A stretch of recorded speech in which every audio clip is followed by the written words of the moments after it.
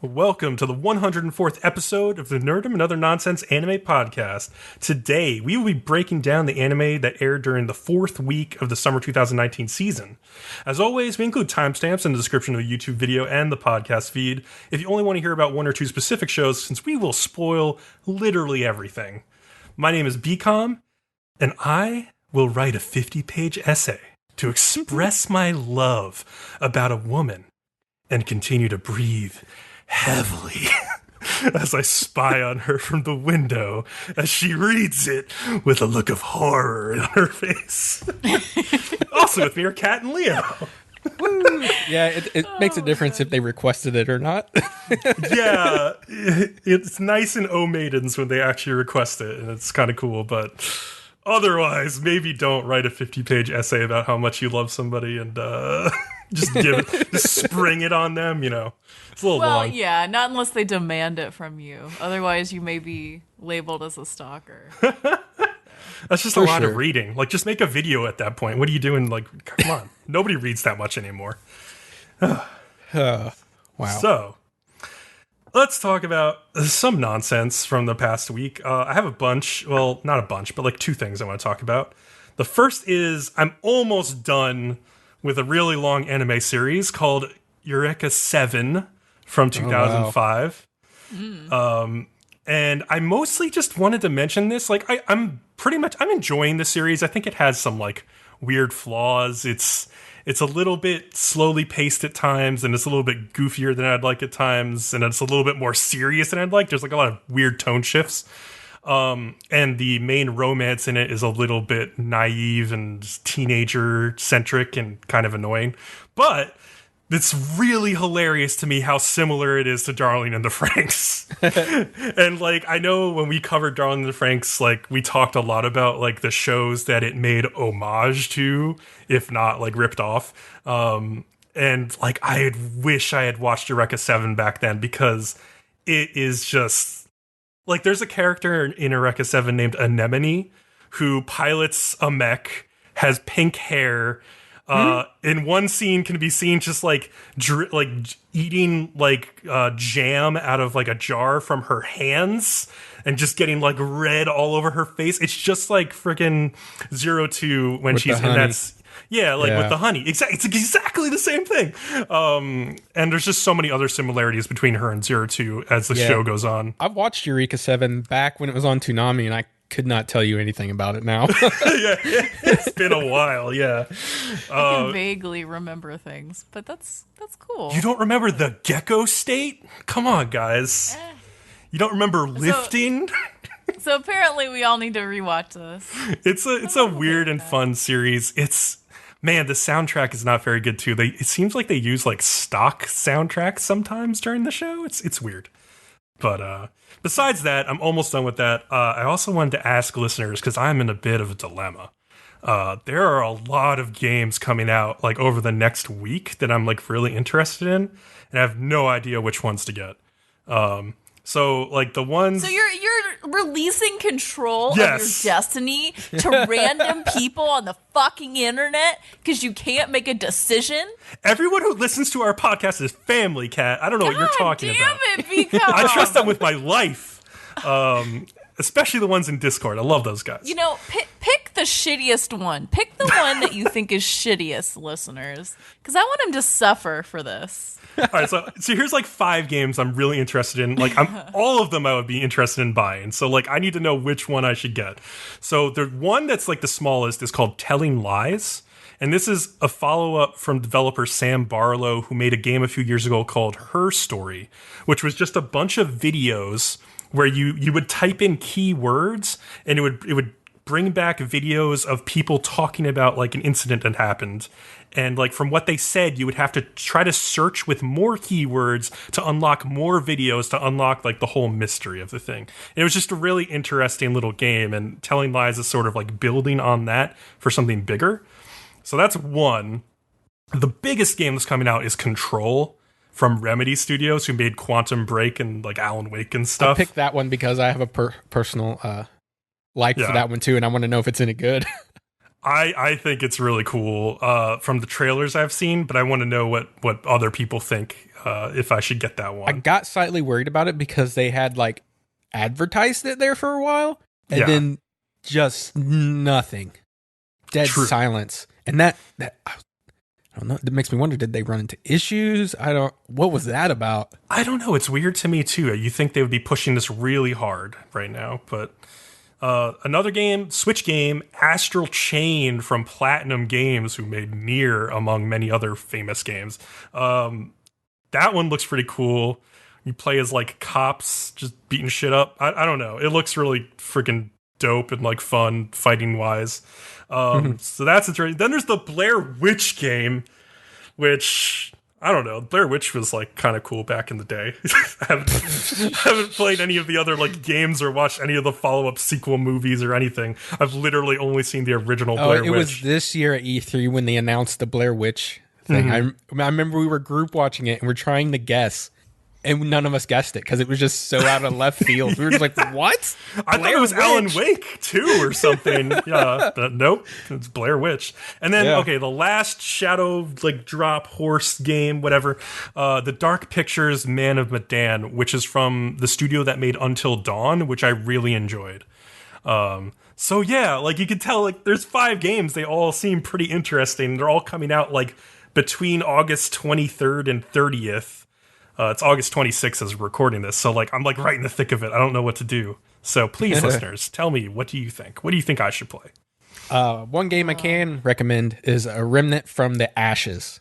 Ooh. It's a lot of people comparing it to Dark Souls, and I would say that it does have that difficulty level, but it's not as hard. It seems like it's got a pretty decently sized like type of skill tree type thing going on. I've only played about 4 hours of it, but like it took me probably 3 hours to get to the first boss, and this was after playing. There was one spot that I got stuck at for so long, but every time I fucking died, it starts me over. But I could still like go back to Ward 13 or something, and I was just continuously still upgrading my gear, so like it got progressively easier. But like now I got to this boss, and I honestly do not know how I'm going to beat him by myself. I literally cannot take a hit from him. Now, you haven't reached a guy in a helicopter yet, have you? No. Okay, I think that's after that first boss. So look out for a guy in a helicopter. He seems to be pretty cool. There is something you can do. You can make your game public, so other people who are searching for games can join yours. I tried that for like an hour. Nobody ever fucking joined mine. That's too bad. Must not be enough people playing. And then I was like, well, I'm just going to level up, so I'm going to join other people's game. And you can join at any point in the storyline, pretty much. And that actually didn't seem... I'm playing this on Xbox One, by the way. And I noticed something. So I went in and I joined one guy, but he was AFK or something like that. Mm-hmm. And no, I'm sorry. He was like going through the level, but for me to spawn into the game, he's either has to go to the checkpoints, which is a crystal, or he has to actually die himself. And he was just not dying, and he was going at such a slow pace. And I was like, fuck it. I backed out, joined another guy. He was AFK. So I left again, and then when I went to join another game, I got that first guy again. But then he like died or went to a crystal real quick, and there was already a second dude with him. So he must have been super lucky. But we played with him, and we did this one cool part where we were in the church, and we had to like defend it. And that took us about until our 4th try. But you could tell we were progressing a lot each replay because we were like figuring out the movements of all the enemies and then like also playing off each other. So I'm having a lot of fun. I actually put Destiny down a little bit to play this, but I'm pretty much waiting on Shadowkeep to come out for now in Destiny. Sure. Yeah. There's like guns in that game, right? Like I know there's like melee attacks, but you can use guns and like pistols and stuff too. Yeah, you have a melee attack, but your main thing are guns. You can use 2 of them, and there's 3 classes you can pick from, and they'll give you different weapons to start with. Like I picked like the kind of the defender class. He starts with like a pistol and a shotgun.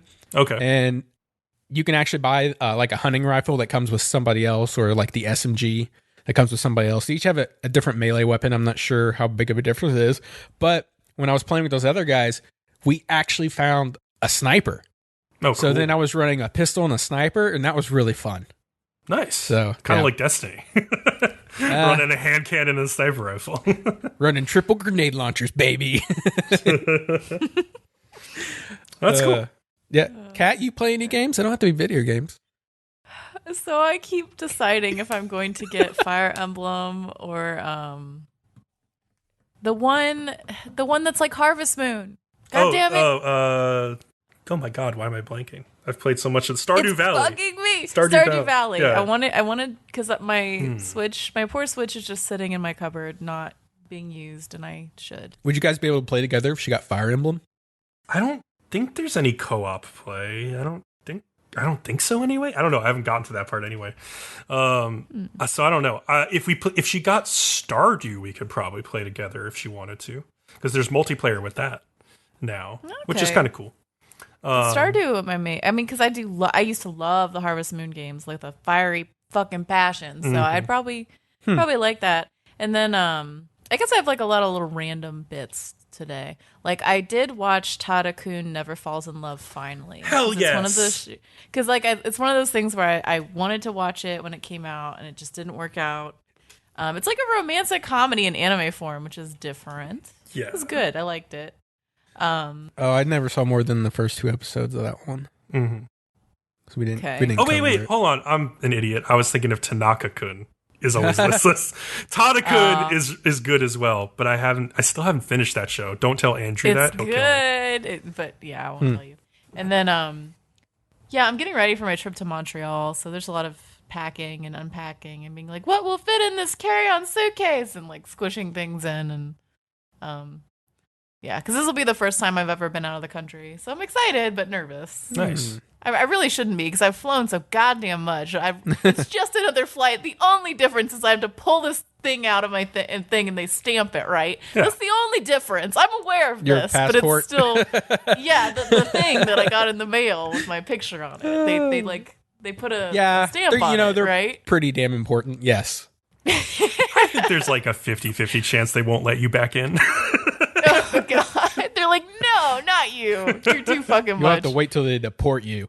Bcom, have you ever been out of the country? Oh yeah, plenty of times. And I was in Canada like a year or 2 ago to go to Niagara Falls to the Canadian side. But I've never been to Montreal, and I have a friend there, so I need to go visit as soon as I can. I never have. Oh, I should go visit some of our mutual friends while I'm there. I should. Even if I just tell him he's a little bitch baby and like run away, it'd still be fun. That would be like, fun. Andrew, you're a bitch baby, and like poke him and then run. It'd be fun. I'm sure he would appreciate it. Yeah, I've never been out of the country, but I have been to Hawaii, so I've been on long ass plane rides before. Nice. Okay, and then finally, I just actually realized this today as I was walking into my house. It's really new, but like the lady who lives right next to me, who I had this feud with because of our fucking dogs. Yep, I remember that. Like moved out. And I don't know if she moved out because of me, because apparently I'm terrifying. I don't think so. I think she had her own shit going on. Okay. But she moved out and she sold her house, and I just saw who bought the house. This is the first time I'm ever seeing them, and I've realized it's this guy who asked me out like 3 times in college when I was in a dance. When I was in a dance club in college. Uh-huh. Oh. And he now lives next to me. Oh, boy. Does he know that yet? Or do you Oh, yeah. Because as I was getting out of my car and going into my house, it's like, hello, Kat. And he had like a bunch of moving boxes. And I realized slowly. And I was like, no. So maybe close all the shades on that side of the house. You're going to wake up tomorrow and there's going to be a 50-page essay of why he likes you on your doorstep. He's just going to be he's just going to be fixing your mailbox. Like, oh, I saw there's like a little rust on this, Kat. Don't worry. I fixed it for you. Oh, no. God. He's so good. Well, good luck. Well, No. start stepping up your workouts so you can fend them off. Hell yeah. I mean, I'll just kick him in the face. Or, like, apparently I'm really good at slapping dudes until I can't hear anything. So I'm going to do one of those. If you get too aggressive. Oh, I'm sure that's a story in itselp. Oh, that's a story. How heavy are the dumbbells you lift, Kat? All right. So, hold on. Fuck. Okay, here we go. Well, that's not how heavy they are. They're not I don't fuck think heavy? That's an official. Yeah, they're not. I don't think that's an official weight. Okay. So the episode starts off, and I was very offended by this. Okay, the episode starts off with summer is half over. Hibiki remains boyfriendless. And I'm like, what the fuck? Goddamn Japanese men and their ridiculous body standards. I'm like, okay, no, not even that. Like, why is that the thing that's important? That's not even what she cared about. That was the teacher's problem. No. Hibiki's Hibiki problem. definitely wanted a boyfriend. She wanted to get guys. Yeah. No, that was definitely her she thing. wanted to be hot. I don't remember her saying specifically she wanted a boyfriend. That was Satomi. No, she even told Satomi that, like, let's get really hot together and reject a bunch of guys at the beach or something like that. Well, I'm just saying Hibiki doesn't fucking need a boyfriend, okay? So fuck all of y'all. Anyway, the girls go, like, this whole episode is just about, like, when you can't follow your workout plan, what should you do? Oh, by the way, that's really what this is about. I want to interject to mention something before I forget it for the second week in a row. We got a YouTube comment from user Cammy, who has a Camille Badan avatar from Zeta Gundam, by the way, reminding us that Dumbbell and Kengan Ashura, the Netflix show, are in the same universe because they were written by the same original creator. Yeah. And I just thought that was like a really weird thing. And like Cammy said that like some of the characters from both shows are family, and like a Kengan character shows up in a picture in Dumbbell and stuff. So there's like little like cute crossover stuff. I just thought that was interesting to mention because they're such different shows, but they do both have a lot of focus on muscles. I read both of them. Yeah. And like that, I think I think it was Dumbbells. I was reading Dumbbells and I got caught up and I was like, I really like this. Let's see what other stuff this guy does. And I think that's how I got into Kengan. But like having read both, like I can see similarities between these two worlds, but I'm like, wow, but they're so very different at the same time. Yeah. Like, yeah, but the muscle stuff. Yeah, even the art is similar-ish, but still particularly different between both shows. Well, the really muscular guys part of the art is. Yes, because like a lot of times if I read a manga I liked and I want to see what other stuff they do, you can flat out tell it's the same manga artist. Right. This one it's actually different enough. You could definitely pass it off as two different people. So it's just interesting. Yeah. All right, Kat. Yeah. Sorry about that. No. How dare you hide it? No, it's important. But yeah, so it's all about basically when you can't follow your workout routine, like what the fuck you do, because that happens. Like you had this plan, something happens, you can't stick to the plan. What do you do? So first the girls go to work out, but I love the way they say this. Super cool time. I can't help it. I'm sorry. It is in full swing, which apparently is like noon. I don't know. That's not really when my gym is most busy, I will tell you. Exactly. It's okay. I like stopped at that point where they were talking about like peak hours for the gym. And well, remember, it's also summer break. Okay, it is summer break. I guess that makes a difference, but Japanese business people are not getting summer break off, are they? Maybe they make all of them at the same Golden time? Week or something. Maybe they meant Golden Week, but I feel like they would have said just Golden Week in Japanese, and we could have caught that. Yeah, but like, so they say like 7 and 9 p.m. is like the biggest rush, and I feel like in the U.S. it's more like 6 to 8 because people get off at work at 5. Yeah, 6 to 8. People get off work and go to their gym, so it's really about 6 to 8. And then they said the second busiest period was from like 1 to 3 p.m., which is interesting. Like, I could see, like, in the U.S., I could see, like, a lot of, like, retired people going then, or, like, people who aren't working, or just, like, stay-at-home moms and dads, like, going before they pick their kids up from school or something. But, like, it's not normal super people. Busy, though. Yeah, like, I don't know. So that was weird. It was weird I love stuff. how, in my mind, normal people who are people who work. Anyway. But yeah, it was a little odd. But I did love their like super cool time, and like they said it like 50,000 times. So yeah, it was a very patented phrase by the end. Oh, also the gym only fucking opens at 10 a.m. Like so many people here go at like 7 or 6 even, like at certain gyms. Well, no, not even 7. Like my gym opens at 3:30. Wow. Oh yeah, we have we have a 24-hour gym, and I know guys at work that they'll get up at like 2 or 3 in the morning and go. Yeah. Yeah, because it takes them longer or whatever. Like, they gotta. Because, I mean, if you gotta be at work at 8, and almost everyone in the U.S. has to be at work at 8, like, you gotta be at that gym at like 5 to get your. Or like 5 or 6. Because otherwise, how are you gonna shower, get your work clothes on, get your ass to work? Like, Yeah. But yeah, anyway, so they basically all the shit is busy and everyone's taking up all the, machines.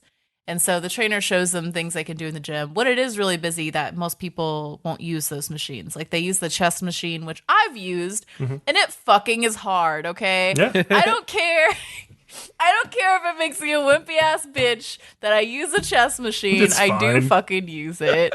Fuck them and their weighted bench even press the show bullshit. said there's merits to both. So going back and forth is actually to your best benefit. Well, I'm scared of the bench press thing because I've never had anyone Spot you? I don't. I've never been over there, and it makes me nervous. And I know that's very silly, but I don't know how to use it, and I don't want to sit over there and look like a dumbass. So I always just use the machines, even though I know people think that the machines are shit. Mhm. I will do things like squats free because that's What different. about You don't doing have to- bench with dumbbells instead? You ever done that? Oh, I've done dumbbell lifts. I just Okay. don't want to go over to the machine area because it's kind of intimidating. It's and intimidating for a lot of people. Yeah. And it's what you really need is like a partner. And then you're all good.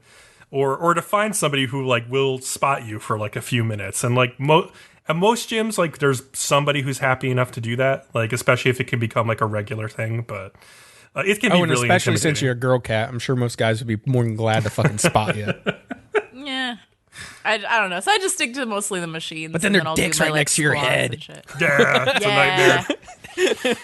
Oh, jeez. Also, okay, so my in God. this scene, it's rush hour, right? Or whatever, the high period. There are fucking lines for the ellipticals and treadmills. If I go to a gym and I have to wait more than 2 minutes to get on a fucking elliptical machine, I am quitting that gym. Fuck that. Are you kidding me? You don't have enough elliptical machines. It's ridiculous.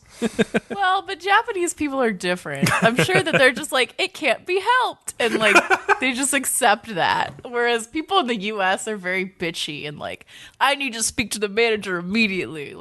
Also, I don't think gyms are that popular over there, or they're really expensive. Because I remember Mitz having Oh, I was yeah. complaining. trying to either find one or he would go in and find out what the fee was, and he was like, no.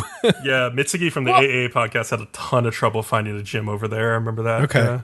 Yeah. I do remember also in this episode there's a public gym that they go to and it's closed. And I just thought since when is there a free public gym? I thought gyms were not a thing in Japan. So I don't know. Maybe it's changed since Mitz was there. It has been a few years. Sure. Maybe they're trying to get people more fit. Especially since all their people are old now. Maybe they're concerned. True. Yeah. But yeah, so they show them the chest machine. They explain that even though you work your muscles less than you would at the bench press, it's more targeted. And so it has its pros. Mhm. And then they do a bunch of gratuitous shots of women with nothing on, barely covering their nipples, and it's all very ooh, look at my chest, which my chest isn't this, but that's not the muscles I'm working out, but still look at my boobies. Basically, yep. Yeah. And then yeah, so then there's a comment made about how people by Akami about how people give up after the summer and then nobody's in the gym in the winter, and that is so true. Yeah. I was just getting ready to say it's more January rolls around. We just had New Year's, and the gym is fucking packed. And all year long, you just see the parking lot slowly get smaller and smaller. Well, and smaller.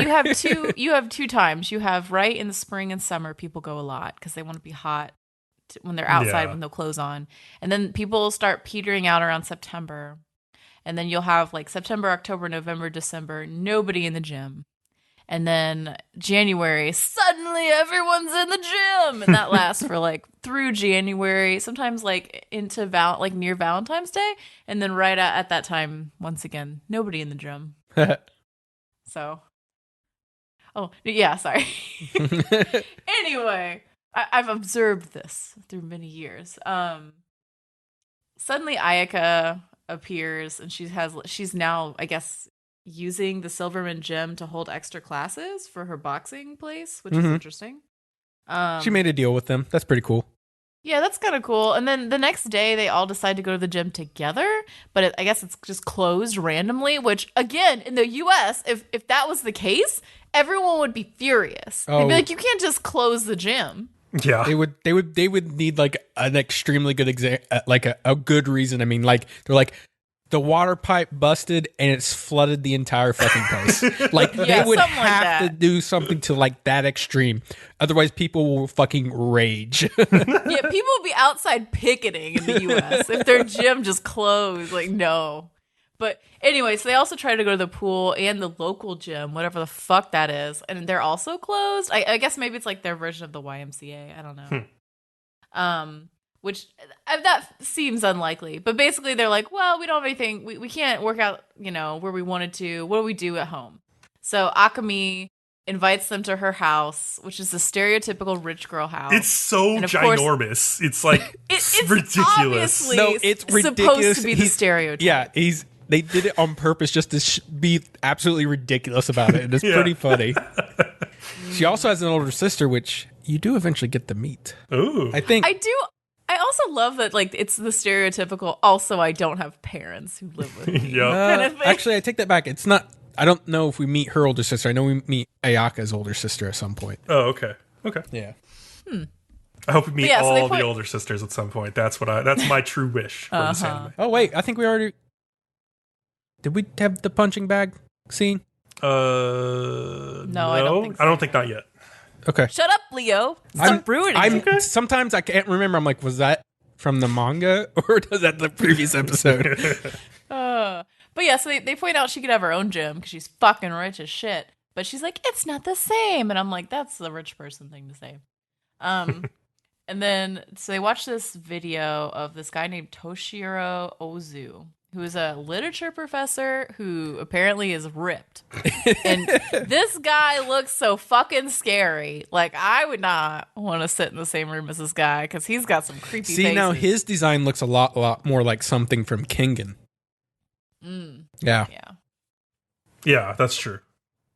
Yeah, and then most of the exercises are just basic sit-ups and push-ups and stuff. Yeah. But I guess they do teach you how to do a dip. And so suddenly, like, they just move the screen and there's like 50 dudes all doing dips. And this is the part where I will stupid.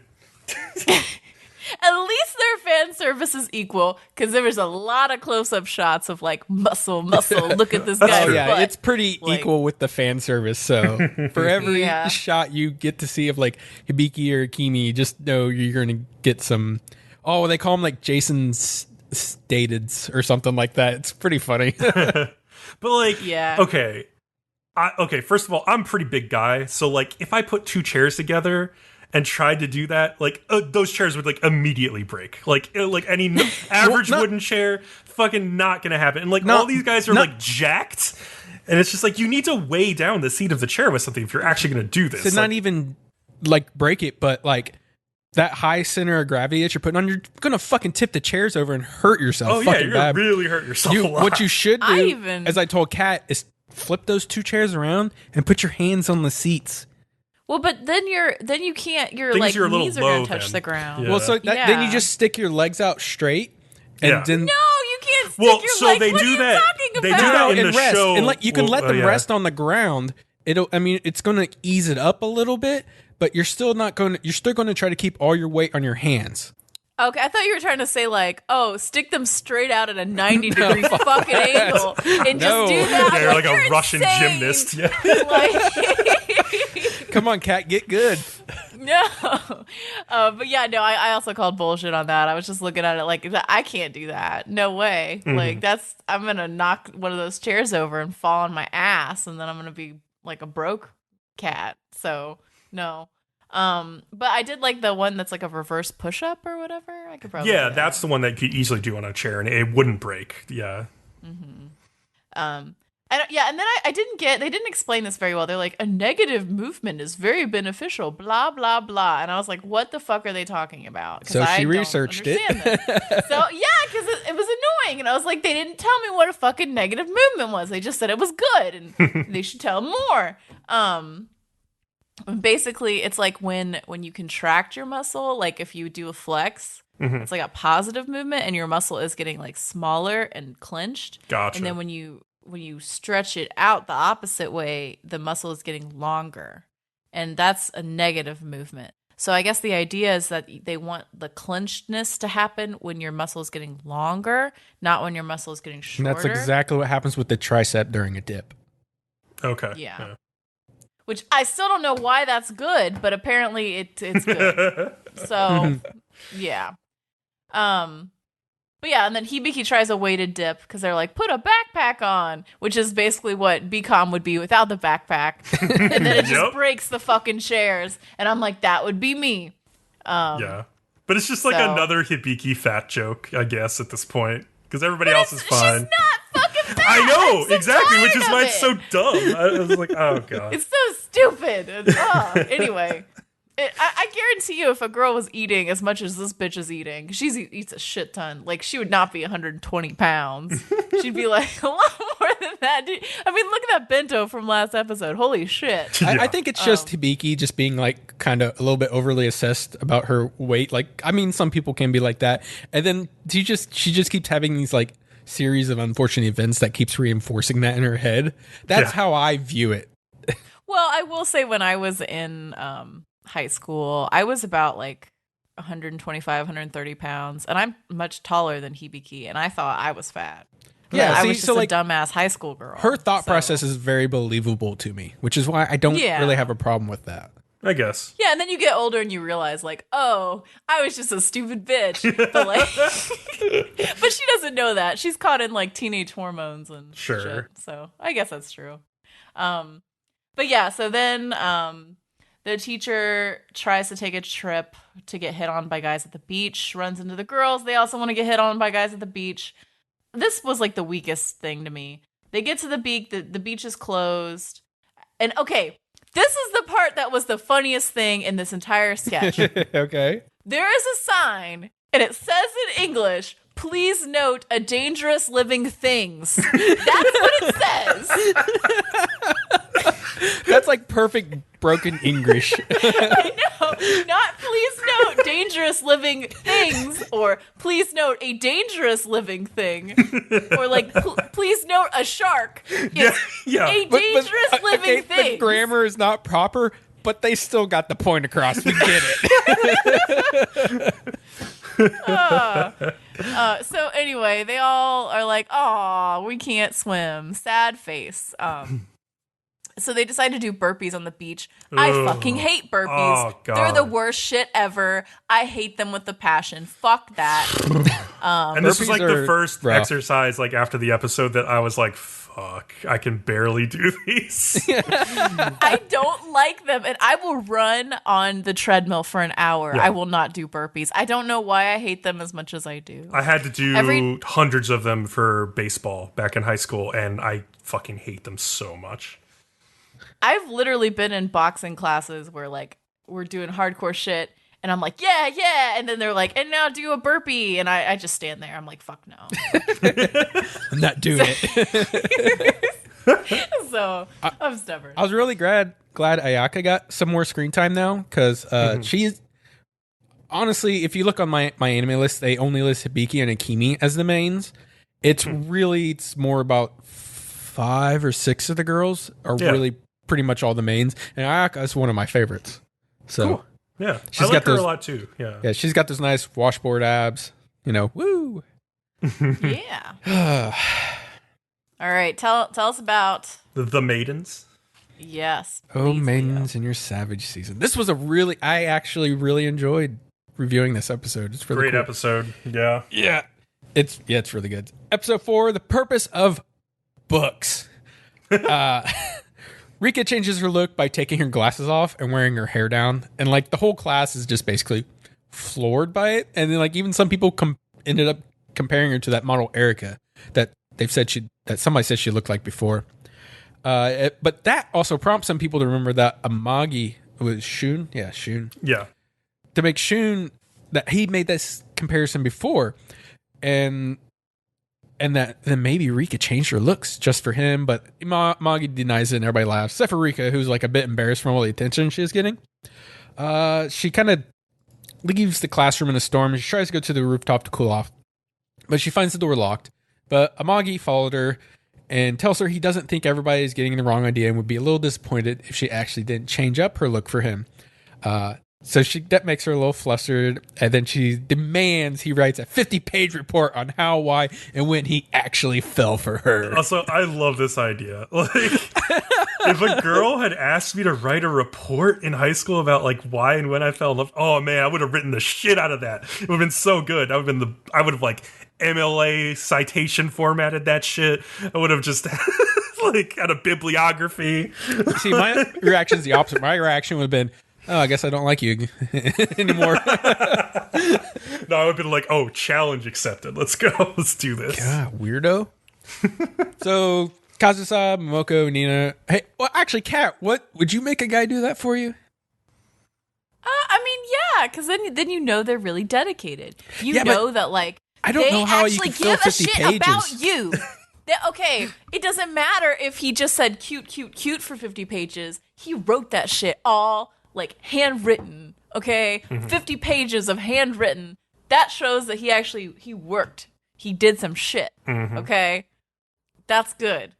You gotta make guys work for you. Okay, a guy should show you that he is willing to put some work in. I agree. Otherwise you're just putting yourself out there. Yeah, but to me that feels like you're taking the shortcut and cheating your way through. So like I would like literally try to be like legit, but 50 pages, I'm like, I don't think I know enough words to to do 50 pages of shit. You don't have to make it like fancy. You just do what he did and just write. Or yeah, just show somehow that you're willing to put some work in and you're not just bullshitting around to get your dick wet. That's all she's trying to make sure of. So also she doesn't know how to handle it. But anyways, Kazusa, that too, because she's all dramatic, and Nina are walking home when Momoko notices that Kazusa's head is pretty much just off in the clouds. And that causes her to kind of run ahead, and Momoko is left confused until Nina tells her you get like that when you're lovesick. Like, it's all very obvious to Nina. The two hit up McDonald's, or whatever it's called in this world. McDonald's. And Momoko admits she has never had a boy she liked, and is sad because she can't give Kazusa some advice. Yeah, this is interesting. We both went the same path on this, Bcom. She also tells Nina that when she first met her, she thought she was so pretty, and that she was just so pretty that they couldn't be friends. It would cause problems. And Nina also tells her that she thinks of her and Kazusa as her best friends, and this like makes her really, really, really happy and like blush. This is when I'm like getting the feeling she might maybe be a lesbian and hasn't figured it out. Yeah, just hasn't figured it out yet. I think that is a good call, especially with stuff that happens later in the episode. Yeah.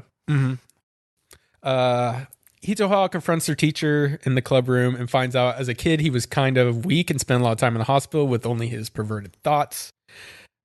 Hitoha asks, isn't it a problem since he became a high school teacher? He tells her he basically finds high school girls disgusting and unrefined.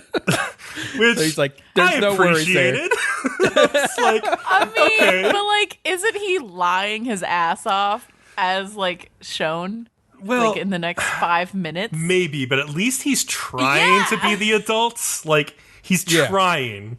Whereas, like, you know, the guy who, like, Nina looks up on the video on her phone in a little bit, like, that guy who she says, like, oh, creepy, is, like, clearly a pedophile. Like, he's talking about how much he, like, values youth and, like, the freshness of youth and all this stuff. Whereas, like, this teacher's like, no, they're, like, it's not good to be, like, young and unrefined, actually, sometimes. So I appreciate that from him. He's trying to be the adult in the room, but this felt like that anime we passed on where the guy in the very first episode is like, I do not like high school girls. Not gonna tell me John G-Con or whatever. Or Genome. This just felt like that all over. The Ones Within, yeah.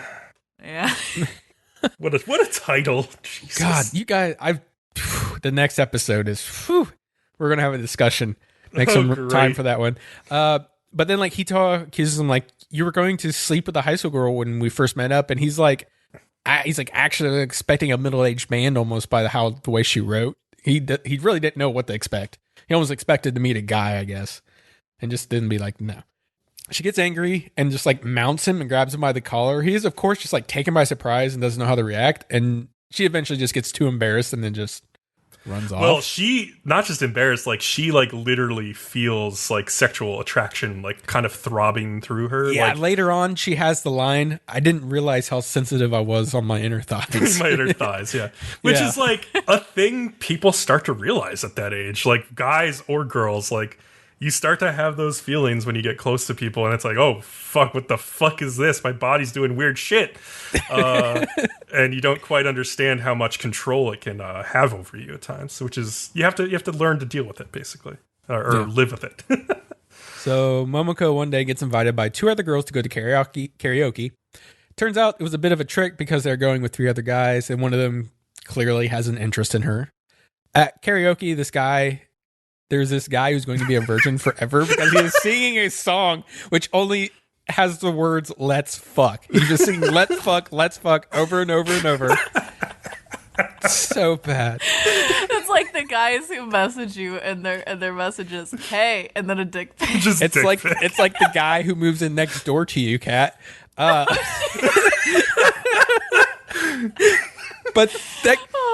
the one guy who was kind of interested in her takes notice and kind of brings her outside so she can cool off.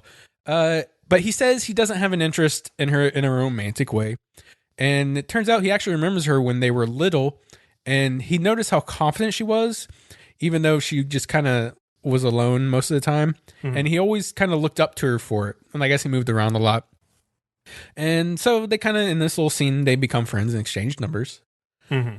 And so Momoko calls Kazusa, and they meet up at the park, and she tells her about her new friend. Kazusa thinks it's awesome. Momoko doesn't know how to feel. She ponders that, maybe you might actually start liking the guy. You never know. But this is also, like, she, like, slid down the slide towards her and kind of, like, was, like, putting her face into, like, Kazusa's back, and it's just, like, such an intimate thing. It's just, like, kind of not. Yeah, it's, like, they're definitely, like, walking a fine line right now, but I really think it's gonna go that way, like, the way we expect it to go. Because there's just so many little signs, I feel like, that they wouldn't be putting there unless they were going that way. Because, like, you could read this as, like, oh, she's just really innocent. She's like you, Koito, from Bloom Into You. She hasn't really discovered her sexuality yet. And when she does, she'll date a guy. But, like, I don't think it's going to go that way. I at least hope Mario Kata's not going to do that. So we'll see. We'll see. Yeah, but then who does Momoko hook up with? Oh, I think she pines after Kazusa or something, and then realizes that, like, oh fuck, I'm gonna get cucked here by Izumi. That's pretty much what's gonna happen, probably, but I don't know. We'll see. So Rika is kind of pissed that Amangi Shun hasn't written the report yet, and is further put off when the Gyaru wants to have lunch with her. But it just seems the Gyaru just wants to ask her a question we don't know yet. She tried to befriend her also in that gym class that one day. Yeah, so it's interesting. I wonder what this is that she wants to ask. Yeah, they're dragging it out. I don't know. Rika storms off and finds the rooftop door open this time, and Shun followed her, and he gives her the 50-page report. He actually did it. Kind of. He starts off with like an okay introduction, then just writes cute the rest of the 50 pages. But he did write it by hand. So yeah, that's the important part. And what's her name? Rika.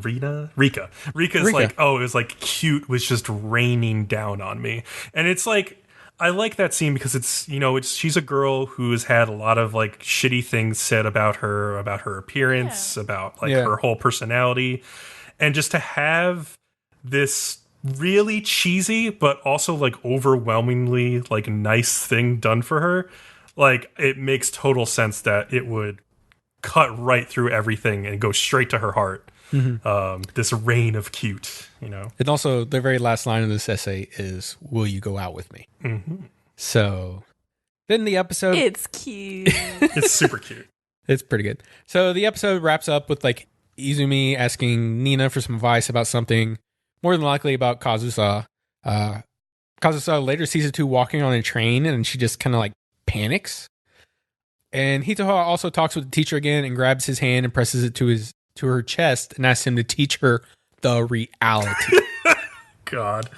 That shit is heading down a weird path. I hope. We'll see how that goes. Dude, okay, no spoilers. Next episode, it's interesting how they're handling it.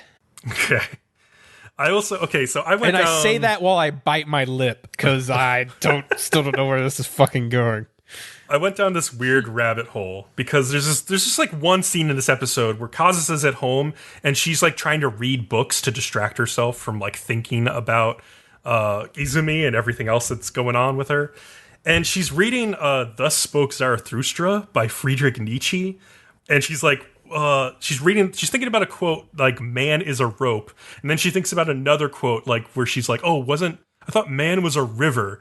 So I was like, okay, do these quotes mean anything? So I went and looked into like the man is a rope thing, and it kind of does, because like the line in bigger context is like man is a rope between the animal and like the Superman, or like in German Übermensch, hanging over an abyss.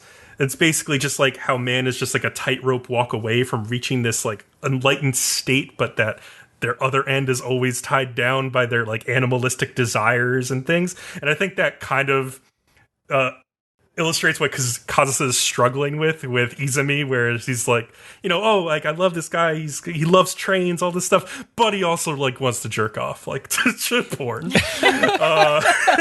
And it's a problem. Hey, newsflash.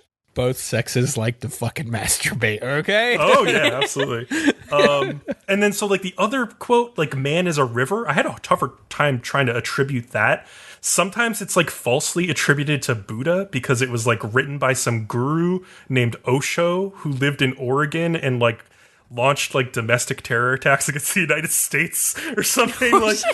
Anyway, but I guess it's also a Kurdish proverb that the man is a river and the woman is a lake, meaning that, I guess, I don't know, the man flows into the river. Into the lake. Yeah. I mean, that was like, okay. I don't know. I couldn't find any other explanation, so I just made my own. I assume that's what it kind of means, but, yeah, so both of the quotes kind of have to do with, like, her thinking about sexuality. So she's trying to escape into these books, and she can't escape. It was kind of funny to me. Oh, man, you know who... There's another guy who can flow like a river, and that's like a liver? Like a river.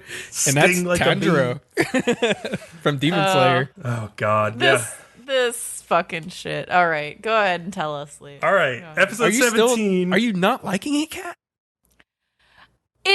There are logical inconsistencies, which I will yell about in a minute. Okay.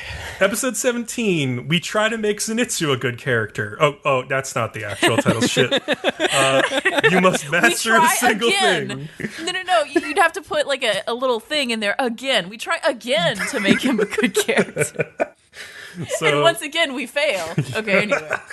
So after defeating Spider-Woman, Tanjiro heads back to find Inosuke, who has been like severely wounded, but he's still being like really cocky and trying to fight through it and everything. Yeah. That's a good Inosuke voice. Tanjiro finds it odd that all these demons are together on this mountain because he's been told that demons never herd together like this. So this is like abnormal behavior for demons that he's noticing. Zenitsu, we find, he spots like a spider with like a baby's head that's like crawling after him, and he does what any normal person would do. He runs like hell. Like I would run like hell if I saw that. And he runs straight into a clearing in the forest where there's like a house and several bodies that are hanging from spider threads strung up above the ground. And then out of the house that's hanging from its side, a really goofy-looking CGI spider dude drops down. And he's like, hey!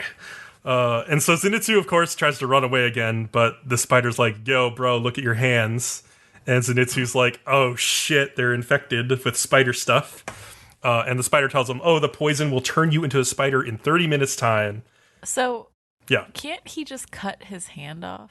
I mean... Zenitsu's a coward. He's not going to cut his hand off. But, okay, if your options are faint, cut your own arm off, or become a creepy spider head that looks like it belongs in Toy Story, what are you going to pick? I mean, I feel like Inosuke would immediately cut his own hand off.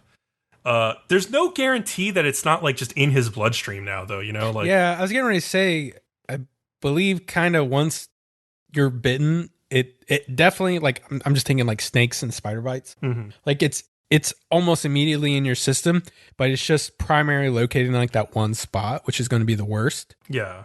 Mm-hmm. And usually you die from that one spot before, or you're treated before it can actually start spreading everywhere else. I'm not 100% sure. I think like venoms work like very radically different from one another. Mm-hmm. So you can have about anything. So who knows? So yeah, I don't know. I mean, like, I think he panics in any case. Basically, he does what Zenitsu does best. He panics. No way. He runs up a tree and kind of begs for mercy. But so when he's in the tree, he flashes back to another time he was up in a tree, which is when he was training with his grandfather. It's not actually his grandpa. He Oh, just is calls it not? him grandpa, He just right? calls him Gramps? Okay. Yeah, because he rescued him, I think is what they said. Okay. So this old guy, he used to be, I guess, a Hashira in the Demon Slayer Corps, which is like one of the highest, or if not the highest rank. Mm-hmm. And yeah, he took Zenitsu under his wing, and and Zenitsu loves him because like he bailed him out of debt when this girl who Zenitsu loved made him raise money so she could run off with another guy. And so he's hiding in this tree, and he's apologizing to his grandfather for being, or not grandfather, but to Gramps for being completely worthless. And just then he's hit by a lightning bolt in the tree, and it turns his like originally brown hair into this like the blonde orange shade we know. I call bullshit on this. Really? This is just really? It's anime Okay. magic. Fucking come No. on. I didn't even spend 2 lightning seconds bolt on it. does not turn your hair bright yellow. Thanks, Kat. I like- think we all needed that clarified. I'm just saying, like, people, maybe I would believe, like, turns your hair white. Yeah. Maybe. But not bright yellow. Okay? It is a little strange. I will agree. Also, the lightning bullshit is bullshit. You don't magically, like, he wasn't bitten by literally he was Radioactive bitten by a spider. But, like, he doesn't become a lightning boy because he got struck by lightning and suddenly have lightning powers. No, that's not the way it works. No, that's not. No, he only was able to master the one technique. No, the lightning bolt did not give him the powers. It's just a coincidence. He learned that from his grandpa. I swear to you, the lightning bolt has nothing to do with him having his lightning powers. Bullshit. You can't just magically have lightning powers. Oh, but after Tanjiro you can get magically hit by have water lightning. powers. Okay. I mean, that's Did he so nearly stupid. drown in a river? I don't remember that scene. I'm just saying, you can't just like make a lightning boy like superhero in the middle of a traditional Japanese anime. Okay, Marvel is calling, but no. This all reminds me of have it the here. baseball movie The Natural, where the main character Roy Hobbs, when he's younger, there's like a tree that's split open by lightning near his house, and he takes some of the wood and he makes a baseball bat out of it. And that bat is like always lucky for him. He's like an incredible hitter and stuff through for the rest of his life, basically, until the very end of the movie where the bat breaks, and then he has to hit with another bat and see if he can still do it. It's really good. Anyway, that's better than this though. So back in real time, Zenitsu like thinks that he like hates himself and wants to change and become like a competent person. But now he's being turned bald by like the spider poison, and he's just like out of it. He just faints again when he's like pulling his own hair out. And so as he faints, he falls unconsciously from the tree branch, and his thunder breathing activates from his unconscious body. And this takes the spider dude by surprise, because like he like jumps off a tree and like goes straight towards him. And the spider like shoots like this poison sputum out of its mouth to like fend him off for a bit. And Zenitsu just keeps trying to use this one thunder breathing form. It's the only one he knows how to use. And he keeps taking the same stance each time, and the spider's kind of laughing at him. He's like, oh, that's the only attack you have? And there's 6 stances? I think he said 3 for thunder breathing. And that he only did 1. But I could be wrong. So, like, yeah, Gramps had told him that, like, comparing or honing his one breathing form, like it's like the process of honing a sword, where like you like keep hitting it and hitting it and hitting it. You remove all impurities until it's like the most perfect version of itself it could possibly be. And so that's what he told him to do with this one breathing form that he can use. Just make it the best that it can possibly be. Mm-hmm. And so he also like really appreciates how like every time Zenitsu would run away, Gramps would like bring him back. Like he would like set traps for him and all this stuff.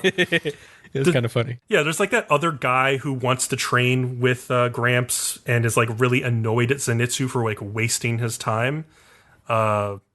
Which I don't understand why he wouldn't train the guy who wants to be trained and instead went out and bought someone's debt so that then they could train him, and like that's stupid. Like what was that? He saw something in him, Kat. He saw something in him. He saw something in this pussy ass piece of shit. Wait, did they say he didn't train the other guy? I don't know if he trains him or just trains him less. I just know the guy says to Zenitsu that you're wasting his time. Yeah.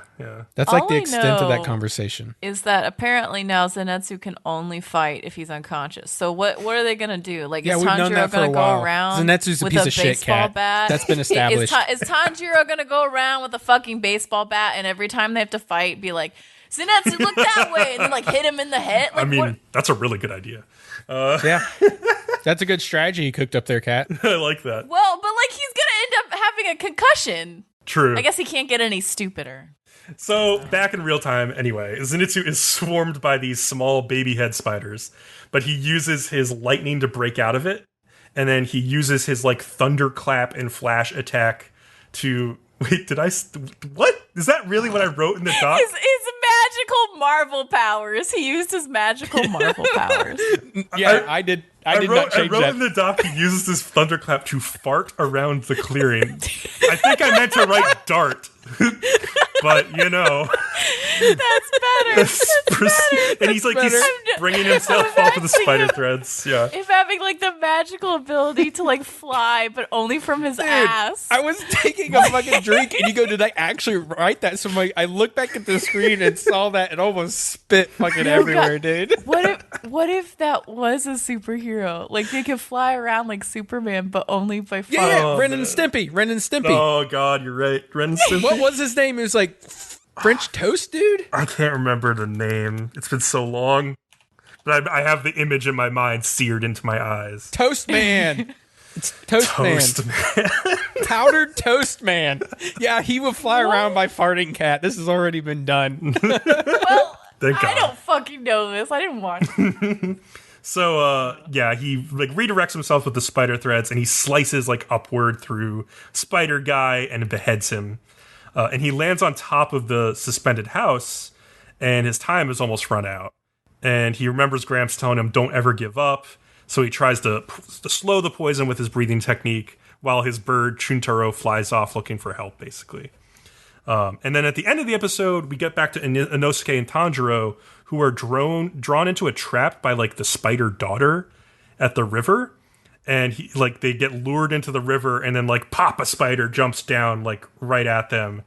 And like, I guess like Tanjiro does like some really cool like wheel water move that like cuts through his arm. But like, it looks like their epic battle is mostly going to take place next episode. So I'll probably just leave it for then. But yeah. So yeah, Zenitsu's a great character now. Totally looking forward to seeing more about him. I hope he falls into a river and dies. Yeah, he probably would not do too well in water. That's true. Oh, man. All right. Oh, okay. So Bem would normally be here, but Bem was delayed for quite a while because episode 4 or 5 was it? No, episode 4. Was delayed because I guess it involves fire. And so the Kyoto Animation fire incident happened in Japan, obviously, and they wanted to be respectful of that, so they delayed it a few weeks.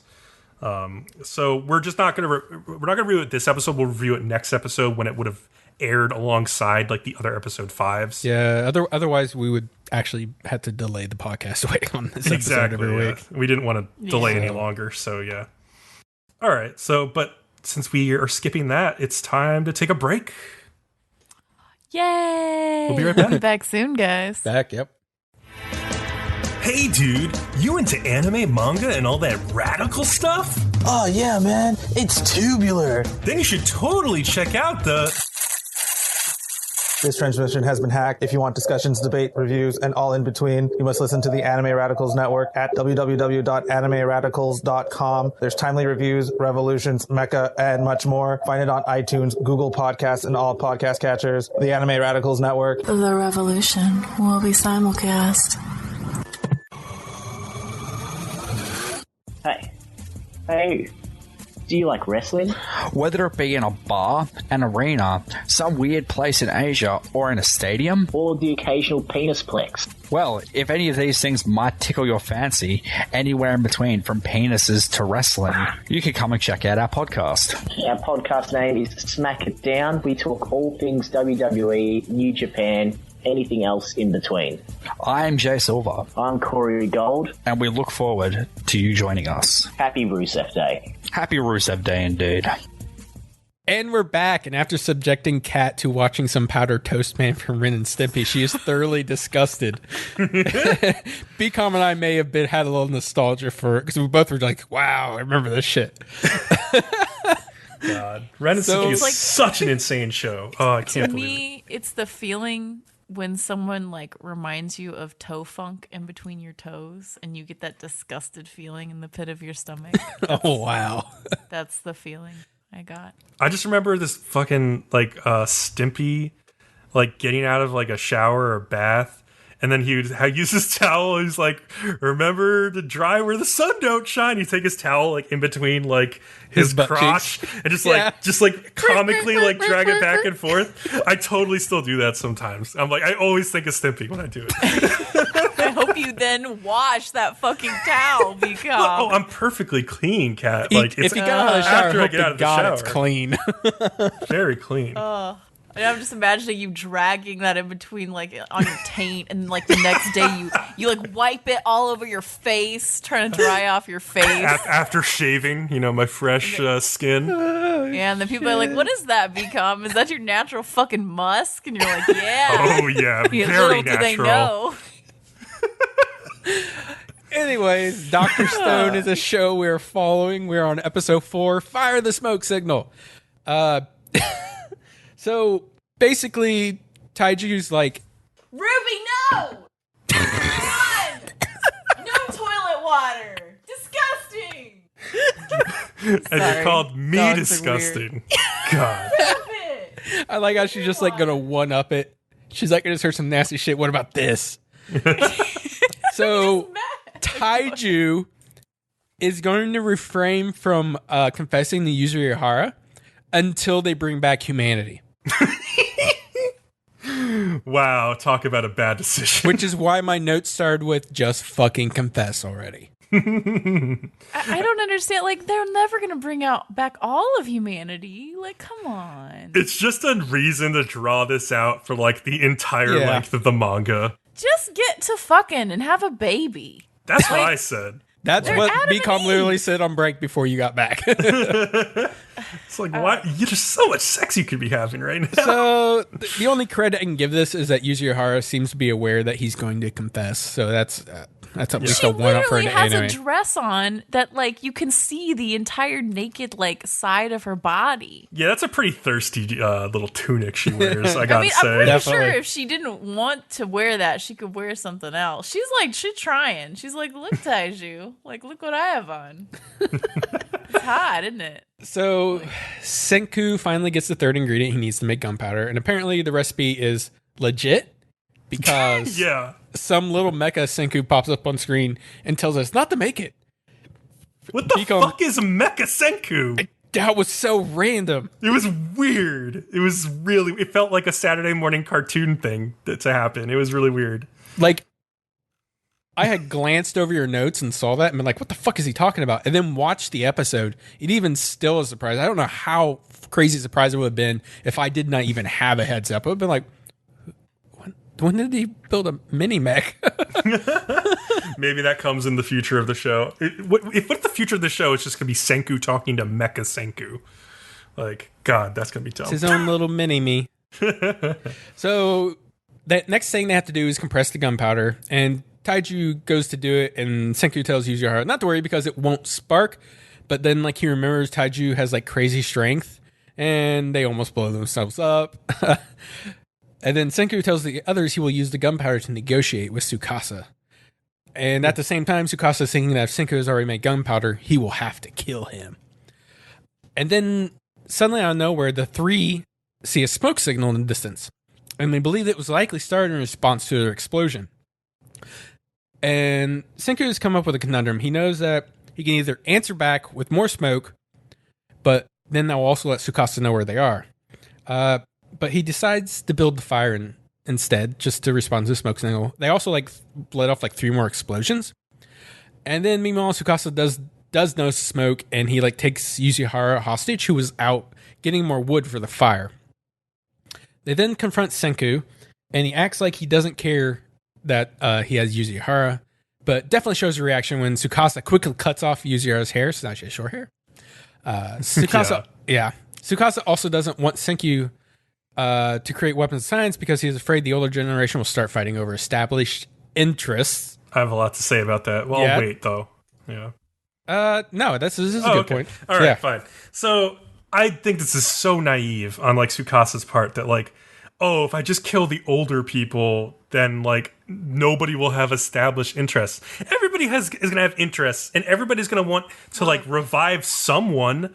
You know, like It will last. It would last for 30 years. People would Yeah. be a little less shitty, and then they would be old, and then it would be the same. 30 years? I think you're being generous. yeah. I mean, like I think. I mean, in order to have the kind of society that Tsukasa is wanting, you would literally have to almost set an end date and be like, "All right, when you turn 40, like we're gonna kill you in a ritual."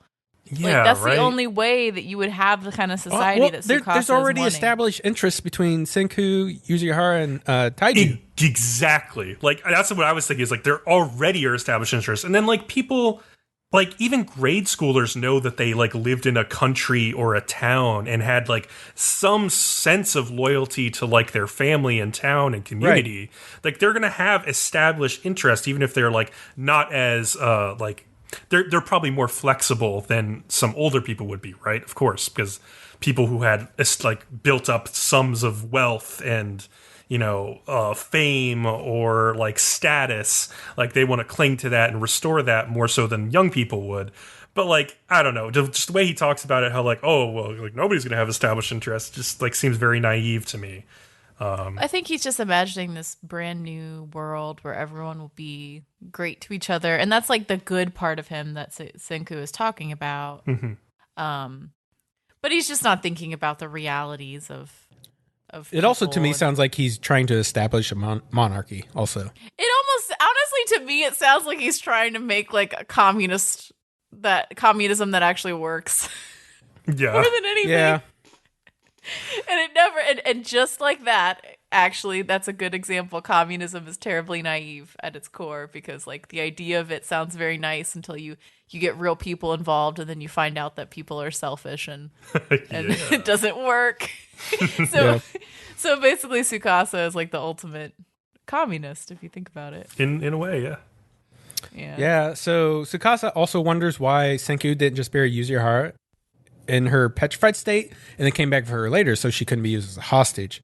But apparently Senku is a caring person, and even if he's always saying he is being logical, but because he broke her free, he did it for her and Taiju's sake. So he did it for them, not really for logical reasons.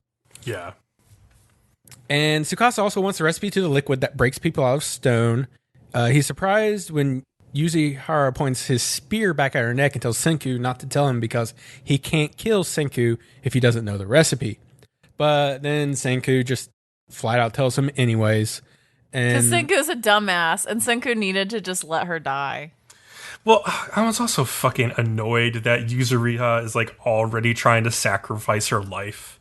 I For, know. like, It's like fucking you're not a lamb. 4 episodes and in. also, why doesn't Yuzuriha like at least try? Like, I know that she'd fail, but why doesn't she at least like try to hurt him or something? Like, Yeah, I don't know. Like, I mean, she has no chance against him. Well, but she could try. Yeah. I mean, realistically, no, but like she could still try. Yeah, I mean, the fact that she's just like you're like what you said, like she's so ready to be like a lamb to the slaughter for Senku. It's just so over the top and really cliche. Tsukasa beat a lion with his fucking hands, so who's standing a chance against him? True. And Tsukasa's like, thank you, and I also have no reason for you to live anymore. And then back to Taiju, who's finishing picking up the wood from the fire. We notice there's 3 smoke signals that were likely made in response to the 3 booms they made with the gunpowder. We also see the person who made the fires. It's the blonde girl named Kohaku. And she's not, and suddenly there's 2 thirsty bitches in this. Hell yeah, Senko needs one. Because she's that hot. Well, I don't think that Senku and her are gonna end up. Maybe not. I don't know. I just assumed because Senku's available. I don't know what they're doing with her yet either. Yeah. But I know Bcom doesn't like her eyes. Well, I mean, her left eye's in like New Jersey and her right eye's in like Russia, so they're pretty far apart. Tsukasa pushes away Yuzuriha away and tells Senku that if he forever gives up on science, he will let him live. This causes Senku to remember when he was little and how he got so into science. His dad even took notice and fucking sold his car and bought like a whole bunch of science equipment for Senku. And then you basically, and you basically just see him and Taiju as little kids experimenting with like a lot of equipment and bonding and all that fun stuff. And Senku can never give up science in the end, and it looks like Tsukasa kills him as the episode ends by like bashing him in the back of the head and. It's like slicing him or something? Yeah. No, he was disconnecting something disc/nerve in the back of his head. And at the same time, Taiju also has like a 6th sense, and he can feel that the other 2 are in trouble, and he starts running off towards them, and episode ends. So I guess Senku was a decent character while he lasted. It's too bad he's dead now. Yeah, we're going to kill the main character in the fucking 4th episode. Sure. You got me, believe. Yeah. Taiju's science adventures starting next episode. I would actually watch a little bit of that. Like just him being like, how does this work? I do not know. It's going to take a little longer to bring back civilization, but it's fine. We tried. Oh my god. Okay, so we gotta do the shit shows now. We've done the good shows, now come the shittiness, and then we'll finish with the best one of all. So those are Kat's words, guys. Kat's words. I'm not gonna pretend. I'm not gonna pretend it's not bad. I mean, episode 4 was bad. Like, well, it's gonna give me a chance to talk about guitar pedals, so that's fine. Good God! Like I'll call things how they are. Like I at least don't have like weird illusions about my pick, like you do, Bcom. Well, maybe I was slightly disillusioned by this episode. We'll see. Anyway, so this episode starts with Risuka writing a new song in his room, and he's really absorbed in it. And did we say this is given? By the way, I don't know if we did. No, this is given episode 4. Right? It's Kat's pick. Anyway, yeah, and then Haruki, and then the next day Haruki is talking to Ritsuka's sister, who's apparently an amateur model. I didn't know that. And he's watching in the background while she walks over to Akihiko. And of course, this makes Haruki very upset because apparently he likes Ritsuka's sister. No, you missed the part where he was writing a song in his room and his sister walked in. I said that. Yeah, but she's only wearing a bra. What? What's sister? Wait, okay. So this is what I wanted to talk about. Only a bra. What sister does this? Like, what high school age sister walks into their high school brother's room only wearing a bra? A lot. I used to have friends who did that shit all the time. Man, I guess all that incest stuff is all that incest porn is like more accurate than I thought. Your brother. He doesn't give a shit. He thinks you look disgusting. It doesn't matter what you wear. I see where this fetish comes from. Okay. I just thought that, like, as an only child, I was like, that never happens. But apparently it does. I mean, like, when you live with people, you're not going to be like, oh, I have to wear a bra all the time. Like, do you wear your shoes all the time in the house, Bcom? Okay, wearing a shirt is different from wearing your shoes all the time as a girl. Honestly, it is better to wear a bra and nothing else than a shirt and no bra, unless you have no tits. I guess that's fair. Ugh. Yeah, but I take my shoes off in my house and just wear sandals. So, like, don't fucking wear your shoes in my house. Sandals? Yeah. Inside? Why don't you just go barefoot? Because there's cat hair everywhere. But anyway, Anywho. I'm just saying, this happens. This is a thing. So, we're going back to the day later, now that we've had this weird conversation. Ritsuka's sister tells Akihiko about how Ritsuka has been working on the song and how it's almost like he's back how he used to be, which is interesting because we don't know what's up with that. And of course, since Ritsuka was working on this song all night, he's exhausted and asleep over lunch. Some bitch girl called Kazai tries to wake him up, and the others speculate if she likes him. Oh, and she Sato does. Comes in. Oh, yeah, she does. She's Sato just like the comes in. typical like jealous girl in the yaoi who's just like, I like this guy a lot, but it's so weird he's hanging out with that guy all the time. I don't understand why he would be hanging out with him. I wish he would go out with me. And it's like, oh no, they're actually gay. That's her character. Yeah, that's unfortunate. Yeah. So Sato comes to see Ritsuka and sees him asleep, and he yells his name, and Ritsuka wakes right up and follows him. Where, like, poor Kazai, I mean, she has been trying to wake him up for a minute, and it is kind of embarrassing for her, and I felt a little bad for her in that moment. But then she ruins it later. You know. But anyway, they practice guitar over lunch, and Ritsuko asks Sato if he has time to go check out effect pedals, which I did not know were a thing, but I guess it makes sense. Oh, they're a big, expensive thing. Yep. They apparently add sound effects to your guitar. So, like, they're just like They a apparently. But can't you just do that? Like, can't you just make a sound effect, like, on a computer? Yeah, I mean, guitars have sounds of their own, and amps also, with, like, varying degrees, have different sounds they can produce. But if you want a very specific type of sound, you could run your guitar signal into an effect pedal and then into the amplifier. And it's basically just, like, an effect that you can put in between the guitar and the amp. And the big point is the like somebody in a band will have a pedal board and they'll have like anywhere from 1 to like fucking, I guess you can go really high, but like 8 or 6 on there. Yeah. And the thing is, it allows them to switch up the sound effects on the fly as their band is playing live, as they switch songs. Yeah, they're like designed to be stepped on with your foot. Like, you set the knobs like beforehand, and then you can like step on the button to turn it on or off with your foot. So on stage, you can switch between different sounds on the fly, whether it's in between songs or in the same song with just different parts. So yeah, but that's my understanding. So they're just like when guys get the really fancy rims on their car and on their truck, and they're like, "Look at me." And oh yeah, my dad, whenever I go over his house these days, he's watching YouTube, and there's a channel called like Anderton's. It's like a guitar shop in England. And they have something called the pedal show, where they just try out guitar pedals and like show you the different sounds they can make. And my dad has like a pedal board with like 15 different fucking pedals on it. It's ridiculous. He's so annoying about it that he bought a Hatsune Miku voice pedal and just to mess with you, just to mess with me when I would come over. He'd be like, "Oh hey, and start playing the fucking Hatsune Miku pedal, and it'd be hilarious." But I love your dad now. My dad is such a dad. He's the best. Your dad acknowledges your interest. Yeah, but also like mercilessly makes fun of it. Kat, I've met Bcom's dad. He's a pretty cool guy. Yeah, I mean, geez, do you realize my parents are like in denial about me liking it? They're like, "You like that thing that's like cartoons?" And I'm like, "No." I don't even know my mom knows. My dad is somewhat accepting of it. He thinks it's pretty interesting.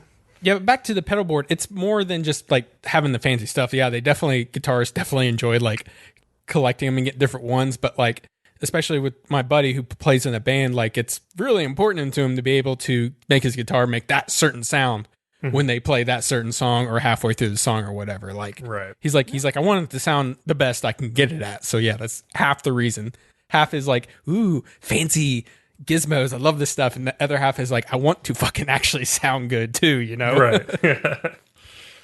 Yeah. So anyway, At one point, Sato seems to want to ask about the girl in the classroom, but he doesn't. Instead, he's like, "Hey, Ritsu, like, what you been working on lately?" And Ritsuka's like, "It's a song for you," which is like weirdly romantic. Man, I mean, come on. Couldn't he have just written like a 50-word essay, 50-page essay instead? It sounds easier. But yeah, with the tune that he sings sometimes, and at this moment Ritsuka starts being like la la la la la, and I'm like, oh no, like Leo is hating this. I don't think it was quite as bad as like Sato's stuff from last episode, but it was only like 2 seconds instead of like a minute. It was still a little bit like weird sounding though. Yeah. So then later the entire band practices together for the first time, I think. And then Ritsuka decides, like, for Sato that he's going to do vocals. Yeah. And this part, you don't actually hear him sing, but you see his lips moving. It's so weird. So my theory is they did this. They don't have to pay the voice actor to sing again. He was either But that was that. also- My other theory was like they heard him sing and they were like, let's not do that again. But also, they're like, he's kind of shitty at singing. Let's just not. Exactly. Oh man. So yeah, for whatever reason, we were spared. I really don't want to hear another la la la. Like, they at least sing something else. I did like the whatever music it was that was playing over that scene. I think it was like kind of like bluesy or jazzy or something. It was nice, but yeah. Yeah. Oh, but they all seem very shocked, and it's the very typical musical anime thing where they all are like, "Oh my god, that was the best singing I've ever heard in my life," but like you know it's not. So that's pretty stereotypical of a music anime. Yeah. And then they all go out for a drink after practice, and they're like, your voice is amazing. Oh my god. And then they ask Sato, like, hey, what music do you like? And he just turns to Ritsuka and says, like, what music do you like? And I'm like, what? Like, are you see-through? And then you find out that all the band members have different music tastes, and that's very cute. Later, that guy named Take comes in and drinks with, I need to learn his name because he's the hottest guy in this fucking anime, Haruki, while he's working. And Take complains that he never knew planning concerts on his own would be this tough, and Haruki tells Take that they just got this vocalist, so Take's like, hey, you should perform at this concert. Then later on in the episode, Ritsu and Sato try to meet up to shop for guitar pedals like they talked about earlier in the episode. But I guess Ritsuka just says, I'll meet you at the gate, but they don't specify what gate. And so then they're waiting at different gates, and it gets fucked up. At first, I thought like Sato was going to be at like a completely other subway station just because he's a fucking idiot. But so I was kind of relieved, and I was just like, oh, actually, this was Ritsuka's mistake. Like he should have specified what gate to show up at. Because Japanese like train stations, especially like Shibuya, it was like huge freaking train station. You have to kind of be more specific about like where to show up. Like they probably should have met at the like Hachi the dog statue because they walk right past it. And that's a good place to meet in Shibuya. Like it's very central, like right above the station and everything. So like just meeting at a random gate is not a great idea. But yeah, so they finally meet up with each other, which I was like, well, that was a waste of 5 minutes of this anime. Yeah, it was. And so then they go check out all of the effect pedals and talk about which ones he should get first, and he recommends the distortion panel, and they play it and they're like, that was cool, and then they decide, they're like, oh, it's $120 and can't afford it. So Ritsuka takes him to a different store for used stuff, and they find a similar one for $70. Still can't really afford that, so they do a layaway plan, and I'm just like, oh, to be so poor that you can't afford that. Hey, like a lot of people are, especially like in high school. You can't in necessarily college I have that remember stuff. being that poor. Yeah. It's just been a while. It's kind of nice. It is like, it's nice and simple, right? Like it's like, like I gotta work all summer to afford this fucking overdrive pedal so I can play guitar. You see, Bcom, I didn't mean it's kind of nice to be poor, because I've actually been poor, and I remember that, and it was not kind of nice at all. It involved a lot of eating rice and bananas and being really grumpy all of the time. Rice and bananas? So no, it wasn't kind of nice. Well, because rice is very cheap and bananas are very cheap, okay? When you have utility bills to pay and your rent is coming and you're hungry, that's what you fucking eat, okay? Oh, man. Yeah, that's true. But anyway, I meant it's kind of nice to like look back on old times and be like, and now we're here. Started at the bottom, now we're here. Anyway, and then at the very end of the episode, Kazai, that bitch girl who really likes Ritsuka, and her girlfriend see the two of them together, and they're like, why are these boys hanging out all the time while they hang out a lot? And I'm just thinking like, well, why do you hang out all the time? Are you gay? But that's not the question. The question is like, why are these two boys hanging out? He should be hanging out with me. And the other girl apparently went to the same middle school as Sato, and apparently there were rumors about Sato in middle school that he was gay, and she tells her about those. And so I guess maybe I was right in thinking that the guy who died was his boyfriend. I guess we'll find out more. Could be. That would be pretty tragic. Yeah. Man, this anime like moves so slowly though. Like, because I know. Like they spent like a whole episode just getting like effects pedals, and it's like, hey, I kind of have an interest in effects pedals, so I was like, okay, this is sort of interesting. But like as far as like developing the characters, this episode moved so slowly. I fucking yawned while I talked about this episode, guys. Yeah. It was not a good episode. Well, we'll see. Hopefully the next couple will be better, but God damn it, bring us a yaoi like the old yaois that were good. Why can't you? Japan. Name one. What are you talking about? Name a good yaoi. What are you talking about? Love Stage is a good yaoi. There's a shit ton of good yaois. If you say so. Oh, you guys are just dumbasses. Anyway. Let's talk about cute demon girls, because they're better. This is not better. The demon girl next door. Sharpen your mind to the newly awakened powers of the magical girl. So, Yuko explains to Momo about her demon ancestor statue, how she and her friends are all like making offerings to it, and Momo inspects it for a second and finds a switch on the bottom, which of course Yuko didn't know about because she's an idiot. And when Yuko realizes that this is probably a secret weapon that was meant for her to figure out, and now Momo knows about it, she faints. And in her subconscious, she finds Lilith, her ancestor, who is sitting at a kotatsu that is like completely stained with spilled coke. And she's watching this TV show where like this shark that is like Rambo is just like emptying an MG42 into a jungle. Which was just a weird non sequitur. But yeah, embarrassed, like Lilith is like all kind of like messy, and she like quickly cleans up and like throws some sweatpants on. And Yuko's like, and she asks Yuko, why did you put my demon statue in like a free bag that you got with your tea? And Yuko starts crying, and she's like, oh, it was my favorite bag. It's so soft, and I dropped your statue before, and I didn't want you to die anymore. And so Lilith forgives her. Apparently, though, by switching the statue switch on, which Momo did, as long as there's also moderately good signal from Yuko, perfect weather, and enough calories to feed the Lilith, she can now borrow Yuko's real-life body and, like, take it over and fight in her place. So that's what she's gonna do. So she takes, like, Yuko is, like, in a coma for a second, and then she wakes up, and she has, like, 3 little spades at the end of her tail instead of 1, and she's got a dark aura around her, and she is Lilith, basically. And she introduces herself to Momo as Shamiko's ancestor. And so Momo immediately calls her Shami-sen for short, which is like the Japanese instrument.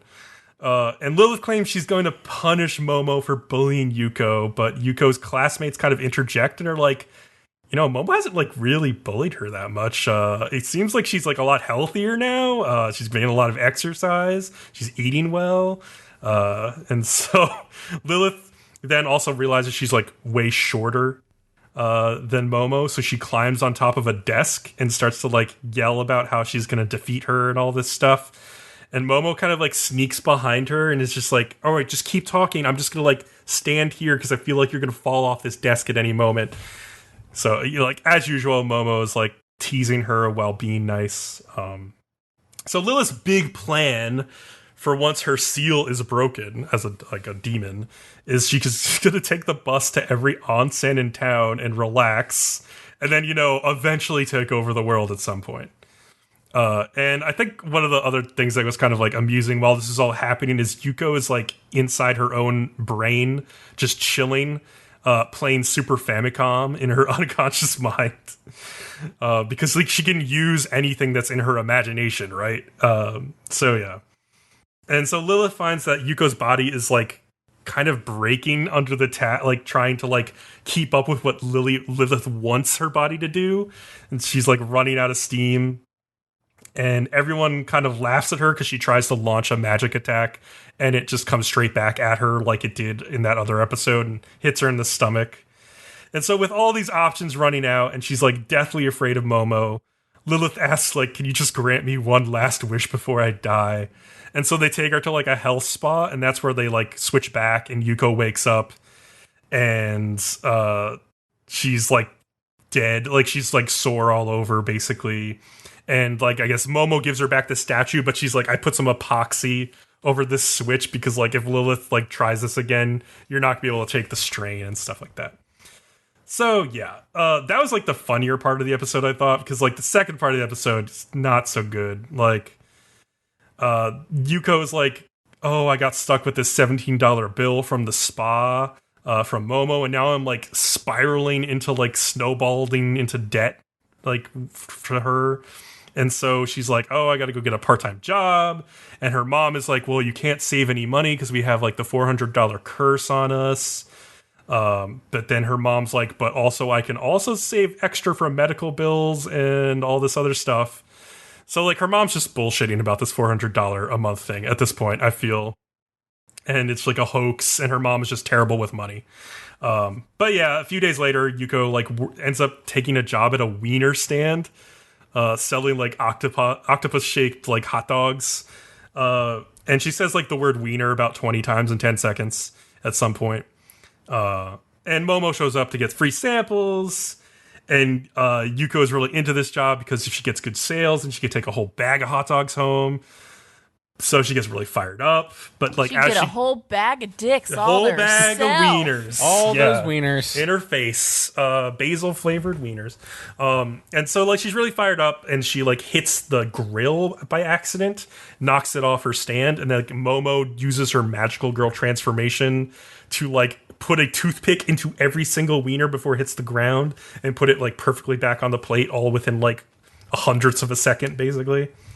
And Yuko's like, holy shit, why did you just transform now?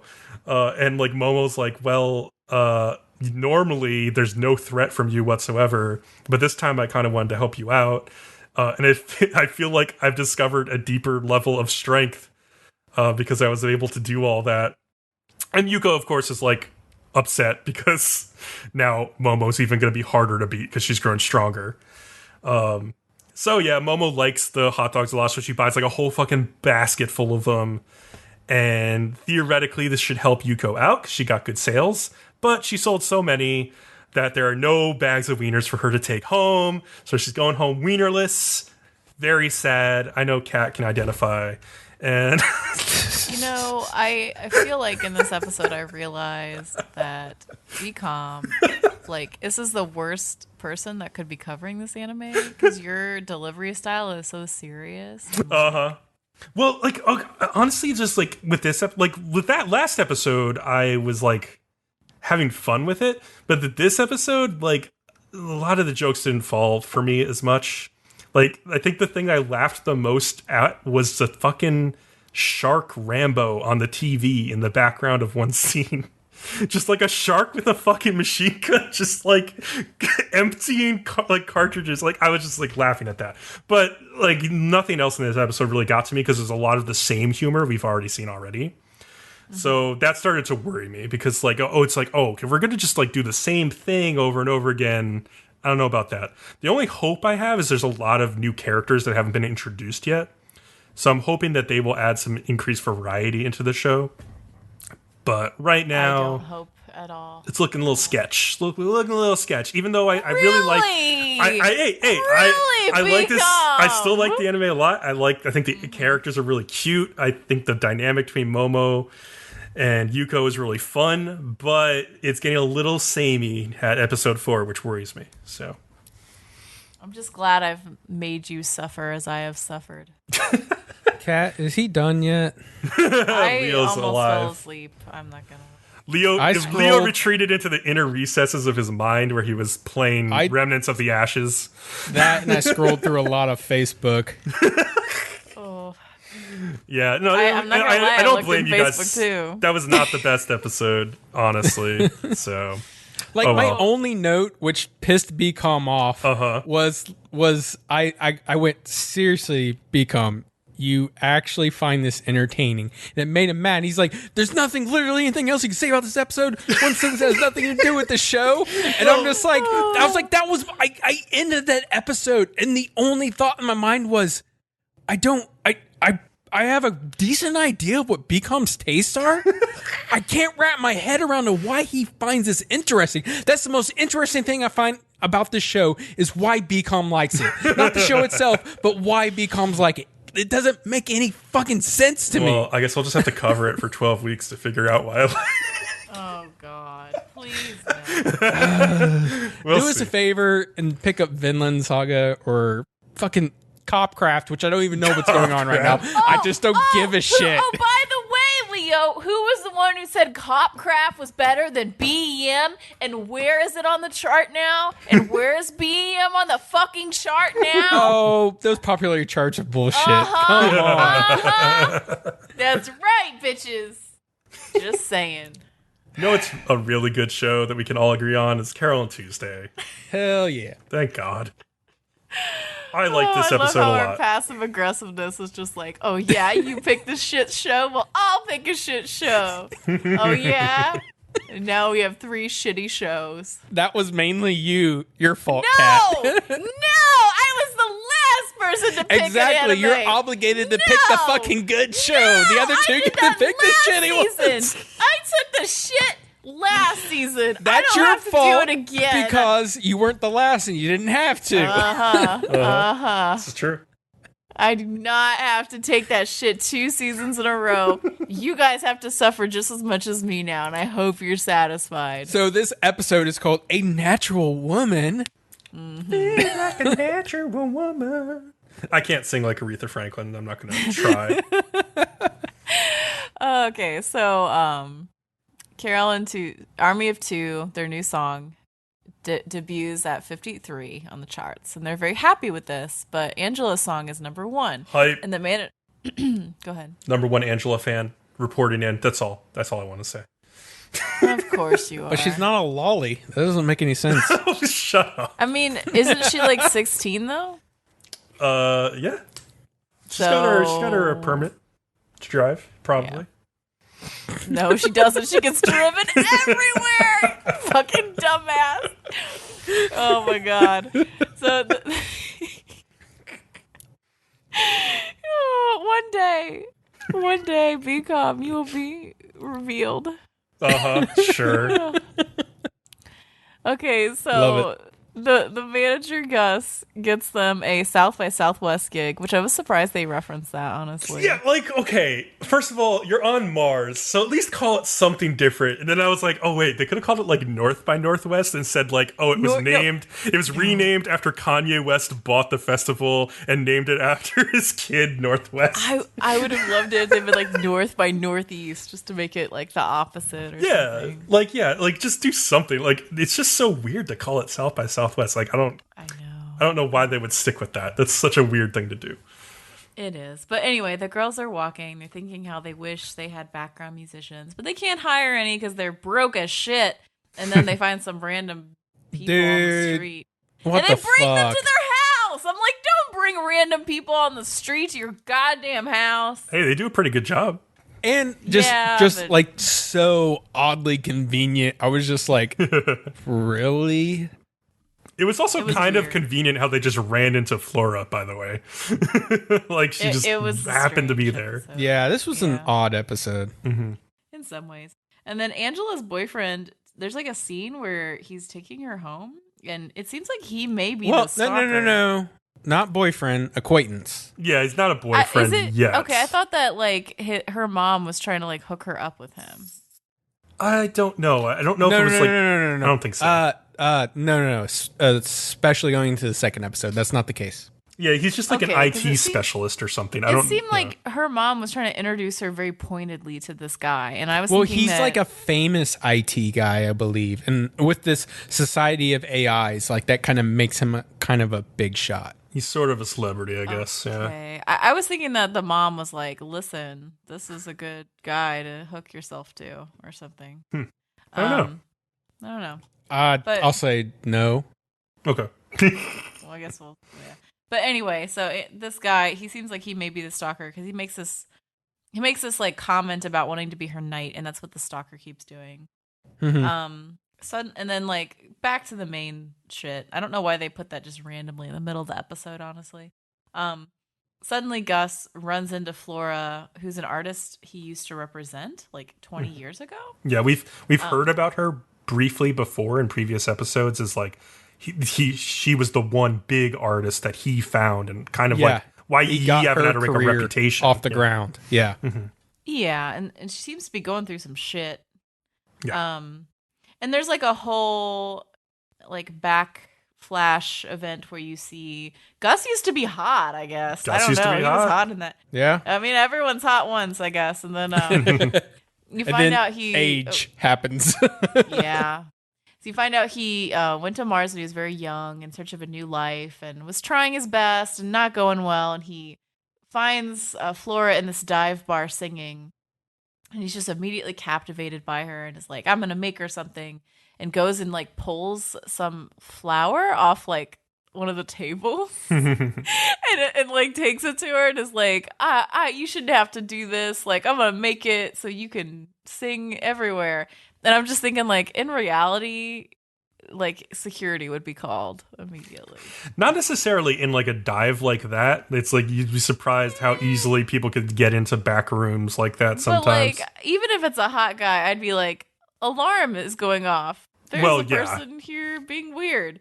But whatever. It was romantic. I don't know. I guess her parents were very poor, and so she's very desperate not to be poor. She's had some hard times. Like, I guess her parents died of a disease, and they didn't have money to treat it. And Gus is very ambitious, and he's wanting to make a name for himself. So they both had that going. They had things in common, but they also obviously had feelings for each other. But then eventually Global Records wanted her to sign with them, and she did, and she kind of like stabbed him in the back, you know? Regretfully, I will say though.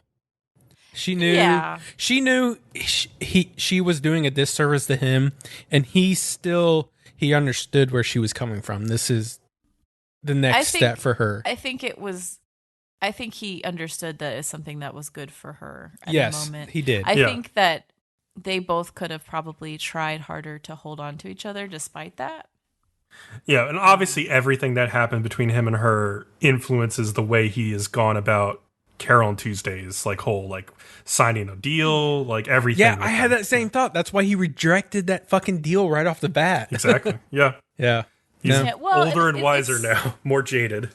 Yeah. It's interesting, like really in life, those people you wish you'd held on to, you just need to try, and they're both obviously still regretting it. It's kind of romantic. Mm-hmm.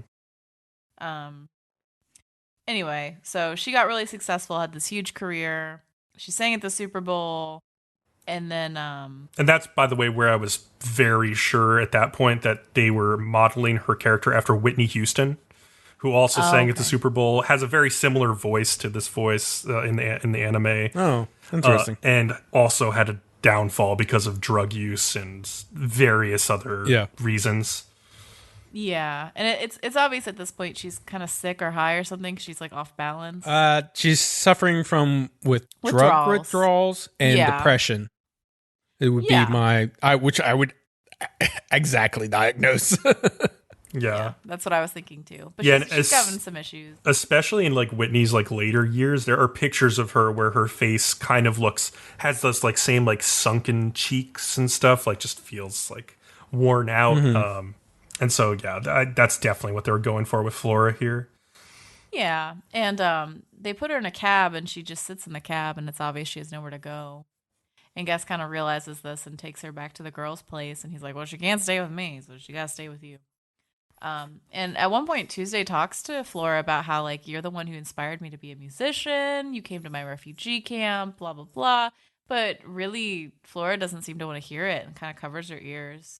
And the next day, Flora is gone. And, like, this is the point where Gus explains about the drugs and the depression that she got into when she was by herself and was cut off by management and all this. And I did think it was... There's a frame in there where she literally has like a pile of pills on the floor and she's like picking up, and I'm like, I'm pretty sure nobody has just a giant pile of pills on the floor. You need to watch a Netflix documentary called The Dirt about Motley Crue, and you will drastically change your opinion on that. I mean, but that's Motley Crue. Like, they get into some shit. This was like lots of rock bands during that era. Yeah. So I'm watch it and you'll just be like, whoa. I'll group watch it again with you if we have to. It's crazy. But yeah, Gus is like, I heard about it, but I figured it didn't concern me anymore. Blah, blah, blah. The girls decide that they want to cover her song as a way to inspire Flora again to sing. And Gus is like, you guys go to the venue, like, get ready. I'm going to find Flora. He finds her in the park, and she kind of tells him, specifically the park where they last departed. Yeah. At that fountain or whatever. Yeah. And she tells him, like, I feel like I got tricked by these people and betrayed and got really hurt and jaded, and I always regretted leaving you and not coming back and coming to you and asking to be together, and I was too proud and never came to you, and I always regretted that, blah, blah, blah. And he's like, all I want is to hear you sing again, and I won't ever let you go. And it's very romantic and sweet, and yeah, it's a good story. Did we cover the part where Angela went into her apartment and like there was like a... Oh yeah, what was it? There was like some stuff that was like torn apart, and she got a text message from the Black Knight saying like, "I'm the only knight you need." That was like right after the other IT guy said like, "Oh, I want to be your knight." Yeah. Yeah, but that's just been happening, kind of. Yeah, I kind of agree with Kat. That's like, oh, this is like an ongoing thing in the background, but it didn't necessarily need to be in this episode. But it was a little odd. It was out of place. But I know again, no spoilers. It's setting up for something. I've seen it too, Leo. So I know it's setting up. It does become important next episode. So that's why I brought that up. Yeah, understandable. Yeah. But yeah, and then he's like, I really just want to hear you sing again. It's very romantic. It hit me. It was good. And then Day by Day is a good song too. I don't think we've heard that song before. That Carole Tuesday sings. Wasn't the one that they recorded, right? No, this is a different one. Is this Flora's song? No. It's the one they sing before they do the cover of her song. Yeah, I think it's new. Yeah, I'm pretty sure. Yeah, and it was just pretty good. It was okay. And then they sing Flora's song, and Flora's in the crowd, and she kind of sings a little bit in the crowd, and it's very sweet. Yeah. And then she turns to Gus and is like, the flower you gave me that day was beautiful. And it's just like, oh, the two of them should get married now. Always love forever. That was a really sweet moment. Just like her like rediscovering like what the music meant to her by like Carole and Tuesday doing a cover of the song. And it was a really good cover. Like Carole, especially her like singing that was fucking great. I don't know. Like, I just really liked that rendition of it. I also liked the rendition by, I guess so. Flora, like her voice actor in Japanese is Megumi Hayashibara, the famous Megumi. But also the woman who sings for her is Jessica Ashley Karpov, who I guess is also known by the name Harlow.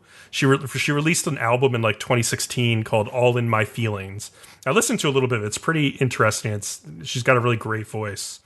And she's from like wonderful voice. She's and from the Queens, song New itself York is too. Beautiful. Woo. Yeah. Yeah, the song is great. It matches the love story very well. Yeah, and I think she had like some account because I was searching her name for like she used to be like a studio singer or like a session singer before she like did her own albums and everything. And she kind of said like, oh, I can do like Christina Aguilera, Mariah Carey. I have like these big booming like R&B soul vocals. Oh, wow. So that's crazy. Yeah, choosing her for somebody who can do Whitney it makes sense. Like she can do that type of singing. Stop!